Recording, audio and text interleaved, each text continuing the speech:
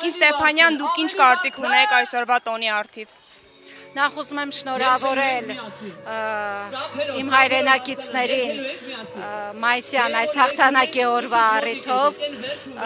հայրենական մեծ պատերազմում հայությունը իր թվաքանակի առումով ամենաշատ զոհն է տվել, ամենաշատ կռվողներն են ունեցել եւ այս հաղթանակը առաջին հերթին նաեւ մեր հաղթանակն է։ Ես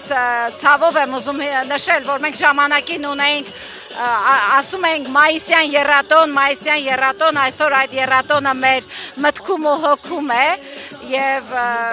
ցավոք այս իշխանությունը մսխեց եռատոնը եւ ես այսօր տեսնում եմ, որ Նիկոլ Փաշինյանը նույնիսկ առանց հայկական զորքի էր մասնակցում Մոսկվայի փառատոնին, ասել եմ, որ գուցե եւ վախենում էր